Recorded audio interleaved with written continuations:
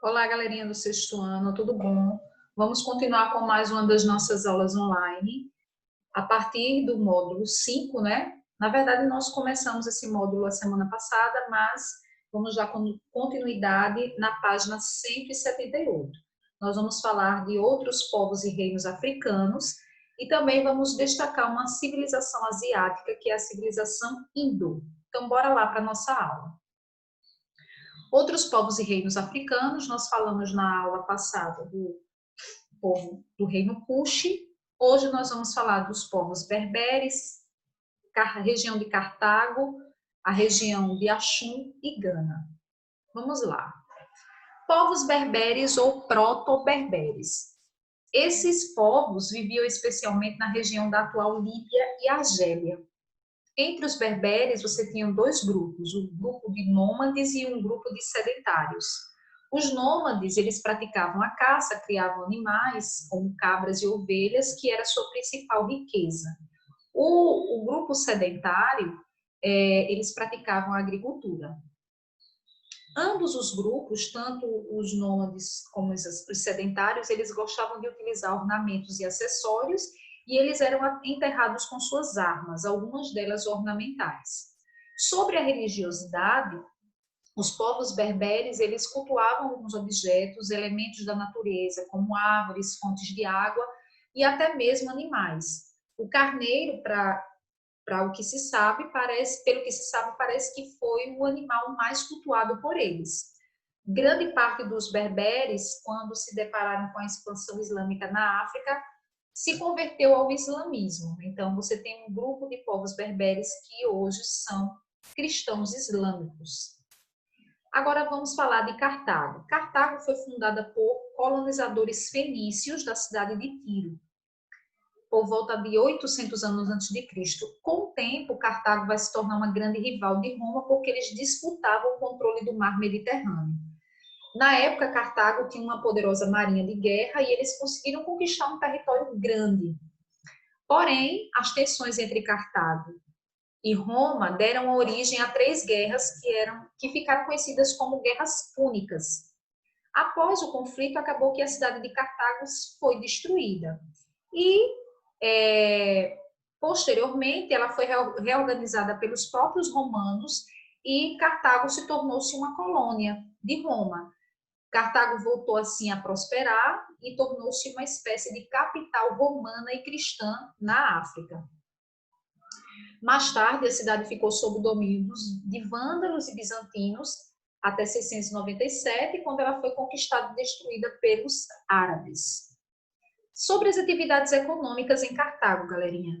Eles praticavam a marinha e o comércio, especialmente de tecidos, metais em estado bruto e produtos agrícolas. Em relação ao controle político, era exercido pelos sufetas, que eram os principais funcionários do Estado, que possuíam poder civil e religioso, mas não militar.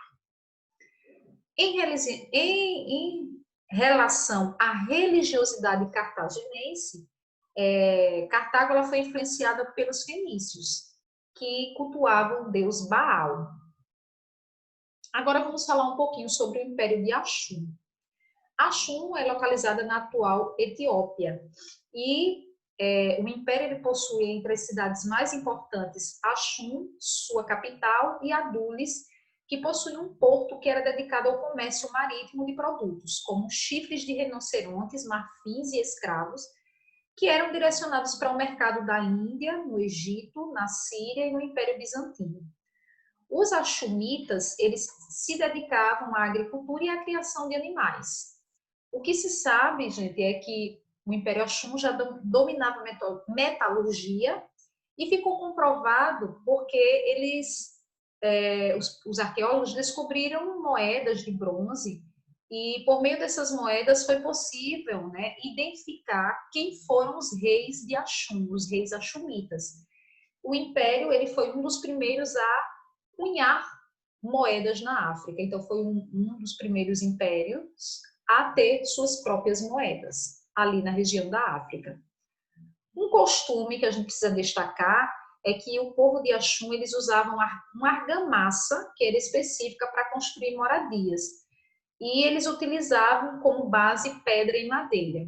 Em relação à religião, ainda no século IV, o cristianismo foi adotado como uma religião oficial do império, quando o rei Exandro ele se converteu por um monge sírio-fenício chamado Frumêncio. Sobre a decadência desse império, ele começou por volta do século VII, e os fatores são variados, porque o que se sabe é que teria ali ocorrido instabilidades no comércio, e essas instabilidades foram trazidas pelas guerras entre bizantinos e persas, e também pelo avanço dos árabes muçulmanos no próprio território axumita. Temos também, né, o Império de Gana, ou o Angadu. O Império de Gana ele foi um dos maiores e mais poderosos impérios do continente africano. E ele se desenvolveu graças à domesticação de camelos. E as atividades também que eles desenvolveram foram atividades de mineração, como extração do ouro, a agricultura, às margens dos rios Níger e do rio Senegal. A formação do Império de Gana ela ocorreu provavelmente por meio da ação dos povos berberes. E eles foram derrotados pelos soninquês. Olha só. Era liderado por reis, né? Então o Império de Gana já tinha reis, os reis eram conhecidos como Kayamagas.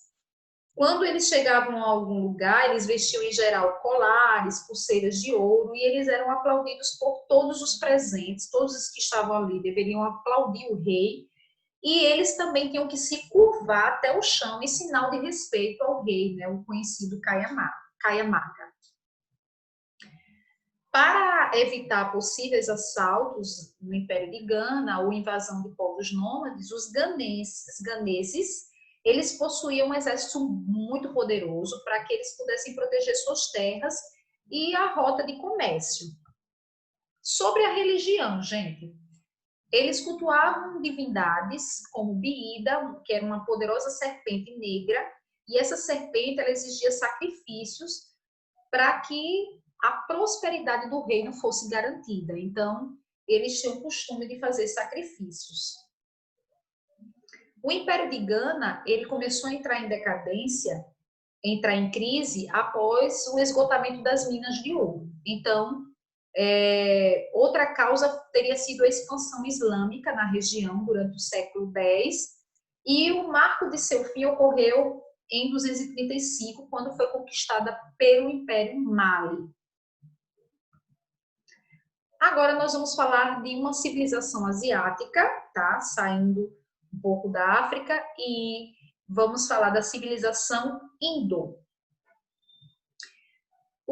Há indícios da presença de possíveis caçadores e coletores de alimentos no subcontinente indiano por volta de 30.000 a 40.000 a.C. Então, o que se sabe é que nesse período da história já existia ali no subcontinente indiano presença de caçadores e coletores.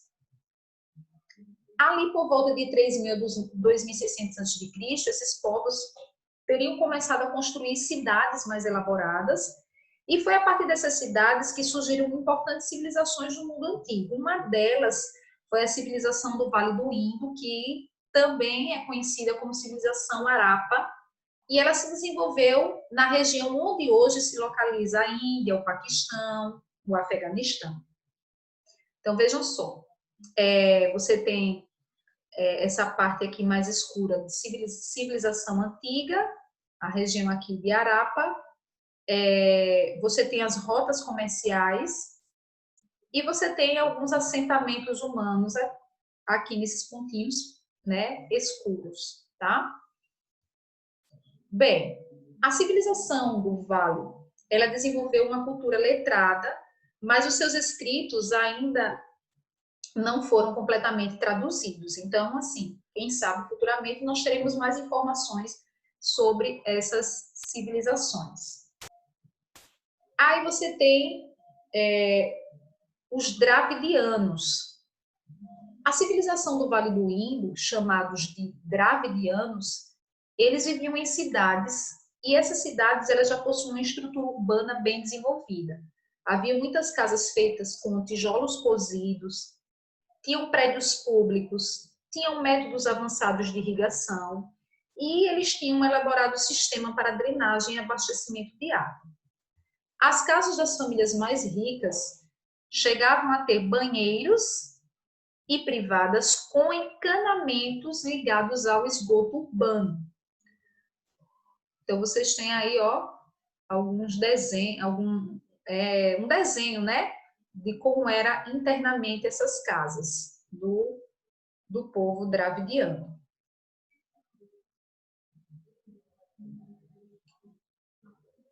A religião dos dravidianos concentrava-se no culto da deusa mãe, que era um símbolo de fertilidade e vida. O povo dravidiano se dedicava à agricultura, ao artesanato, às atividades pastoris, à metalurgia. Acredita-se que eles tinham desenvolvido relações comerciais também com os sumérios, babilônios e acadianos, tá? Pois eles encontraram selos típicos da região do Indo, e esses selos eles também foram localizados em terras mesopotâmicas. Então, alguns selos, né, que eram usados pelos povos dravidianos foram encontrados na região da Mesopotâmia. Esses selos eram placas pequenas de argila, e elas tinham figuras de animais e sinais de escrita, e provavelmente teriam sido usadas como carimbos, né, das famílias importantes ou de altos funcionários do governo. Então, você tem aqui, ó, esses carimbos que eram usados aí pelos dravidianos. Qual seriam as causas do declínio da civilização do Vale do Indo? Ainda muitas dessas causas são incertas. Existem algumas possibilidades, né? Entre elas estariam algumas epidemias, fluxos de migração, algumas catástrofes naturais. Então, isso teria todo esse conjunto de situações poderiam ter causado o declínio da civilização do Vale do Indo. Civilização védica. Com o declínio dos dravidianos, vai surgir uma nova civilização no território indiano, conhecida como Védica, constituída pelos arianos por volta de 1800 a.C. a 322 a.C. O que se sabe é que os arianos levaram à Índia diversas crenças e saberes que basearam a formação da civilização hindu. As riquezas dessa civilização, né, elas eram medidas pela quantidade de cabeças de gado, cavalos e escravos. Ouro também, tá? Então, para medir a riqueza de uma pessoa, essa riqueza era medida por quanto ele tivesse ali de gado, de cavalos, de escravos e de ouro. As principais cidades da civilização védica eram Magadha, Gadara, Avanti e Kosala. A estrutura social desse povo era baseada em castas. Então, você tinha no topo os sacerdotes, brahmanes, você tinha os líderes políticos e militares, que eram os kshatriyas, os camponeses e comerciantes, os vásias, os trabalhadores braçais, sudras, e os que eles não integravam a qualquer outra casta, que eram chamados intocáveis, que eram os Dalits. Os Dalits, eles não eram considerados participantes de nenhuma casta, tá? E realmente eles são considerados intocáveis. O que se sabe é que os Dalits são considerados impuros, não têm nenhum direito, e eles são proibidos de entrar em templos. Eles também são destinados a realizar trabalhos mais específicos à limpeza, tá? Então, é um grupo que, dentro da sociedade indiana, ele ficou marginalizado.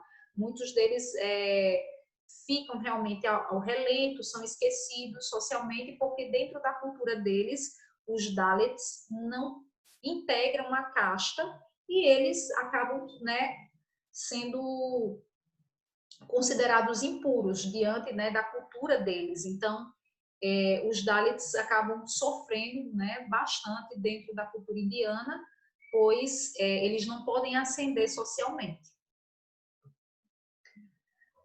A divisão social, que a gente viu aqui, né, essa divisão, ela é conhecida como jati, que significa nascimento. Então, desde o nascimento, né, já é previsto qual a casta que o indivíduo vai participar. Então, essa casta, ela é composta por um grupo social hereditário e imutável. Então, se uma pessoa do Sudra, ele vai ser do Sudra desde que nasce até o fim da sua vida.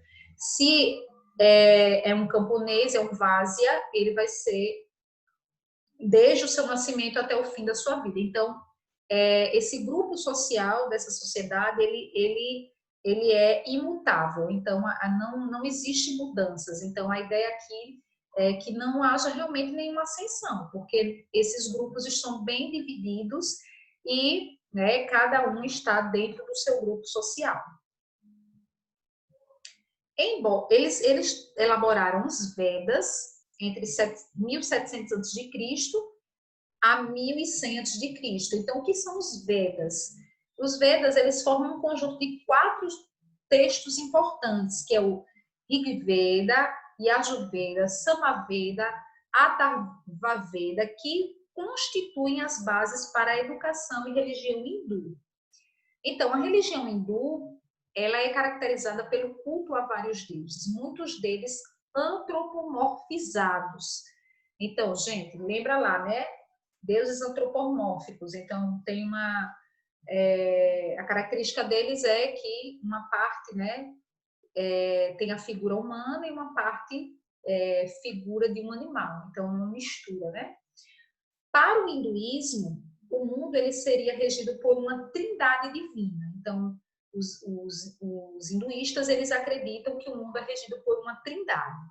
Mas a trindade deles é diferente da trindade que nós conhecemos na religião cristã. Brahma, para eles, é o Deus criador, Shiva, o Deus destruidor, e Vishnu, o Deus conservador. Pensamentos filosóficos religiosos. Eles têm aí 2, que é o Jainismo, que foi fundado por Mahavira. A ideia central é de que todos os seres vivos eles são sagrados. Então, a ideia central do jainismo é a prática da não violência, tá? Então, os adeptos do jainismo, eles têm, né, como ideia central do pensamento filosófico religioso a prática da não violência. Aí você também tem o budismo, né? O budismo que é uma religião que tem como base os ensinamentos de Buda e o que se sabe, né, o primeiro nome de Buda, que é o Siddhartha Gautama, o seu nome, a palavra Buda, significa iluminado. Então, para o pensamento budista, há uma defesa da superação dos sofrimentos, né? E para essa superação, você tem que ter um contínuo processo de renascimento, que é o samsara. Então, as ações que são realizadas em vidas passadas, sejam boas ou más, eles vão ditar as condições para a sua vida futura. Então, de acordo com o que você fez, né, nas vidas passadas, se as suas ações foram boas ou más, isso vai ditar o que vai ser a sua vida no futuro. Então, muitos budistas, eles acreditam que uma pessoa chega ao fim do samsara quando ela atinge o nirvana. O que seria o nirvana? Seria um estado de paz, de tranquilidade, que é alcançado por meio da sabedoria e das boas ações, tá? Então, galerinha, é isso, tá? Se vocês tiverem algumas dúvidas, voltem a ver o vídeo. Os slides também vão estar disponíveis na plataforma para que vocês possam voltar, tá? E